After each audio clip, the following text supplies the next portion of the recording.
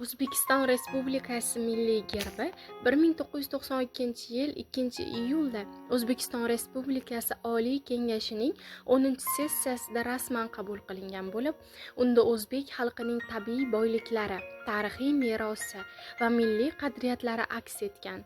Bu yil gerbimizning 33 yilligi keng nishonlanmoqda. Ko'ksimda porlaydi milliy gerbimiz. Yuragim uradi vatan deb serzim, u ajdod tarixin solgan timsol. Ozodlik sharafdan bitilgan bir qo'l. Quyosh nur sochadi tiniq osmondek, kelajak chirog'i doimo yondek. Uni quchgan qush bu aziz humo, erkinlik timsoli sochadi nido. G'alla bilan paxta, nonim halolim, mehnatga mehram to'kin hayolim. Boshoqda baraka, gullagan poklik, yashnar har yurakda ona yurt shuhlik. Lentalar bezalgan O'zbekiston deb, qalblarni birlashtir el bo'l g'urur deb.